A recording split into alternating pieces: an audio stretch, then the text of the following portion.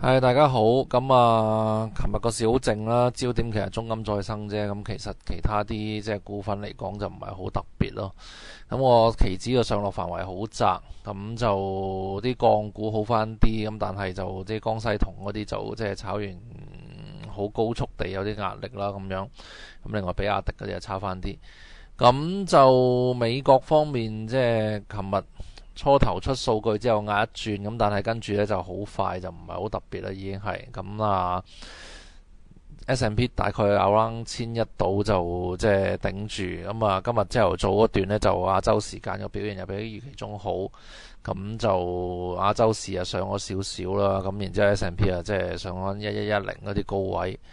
咁就似乎對香港開市嗰段嘅氣氛係會有啲幫助咯。咁但係23,000嗰個位呢，啲人都應該會即係有啲即係戒心住先嘅。咁啊，似乎就可能都會係即係800至到23,000之間啲200點入邊度拗一陣。咁但係呢，就今日嗰個即係策略上，我就可能調翻轉槍頭做翻好啊算啦，即係咁啊，因為琴日即係有啲條件落多啲嘅時候唔係好落呢。咁啊即係都尊重翻佢個強勢，咁啊變咗佢跌翻多少少先算啦咁樣。咁就擺翻個近啲嘅止蝕位啦，我諗啊即係750都夠噶啦。咁啊希望有900樓下買到啦，咁啊搏一搏，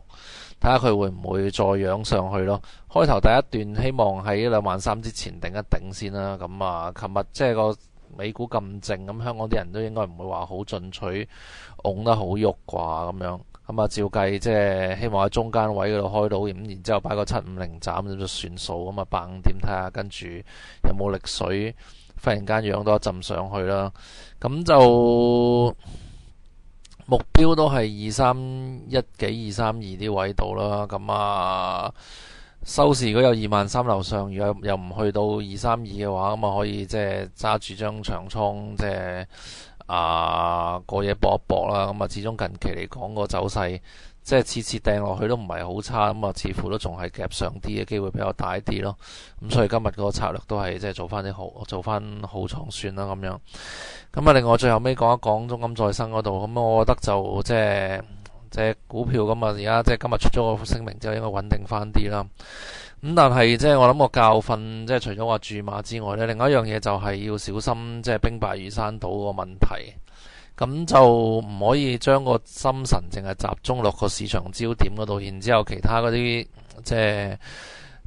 其他方面啲嘢就疏忽咗咯。我覺得就即係呢個要小心嘅地方咯，因為其實即係大部分人喺傳媒嗰度即係學呢個投資有個好重要嘅即係失誤嘅地方，就係你會跟住個市場焦點走，淨係望住個即係新聞嗰個着眼點咯。咁然之後其他股份嘅走勢可能會走漏眼，因為人嘅集中力其實好有限，同埋你顧住即係同人哋吹水一隻股份就嘩嘩聲嘅時候，其實你係睇漏咗其他嘢咯。咁呢個我覺得就即係要小心啲嘅心理現象咁啊。所以即係我諗係即係可以諗一諗，其實琴日當個中金再生跌嘅時候，係咪淨係即係全副精神集中咗喺嗰度而走漏咗其他機會咯？咁我覺得呢個係一個即係可以反省嘅地方，同埋即係要留心嘅地方，因為即係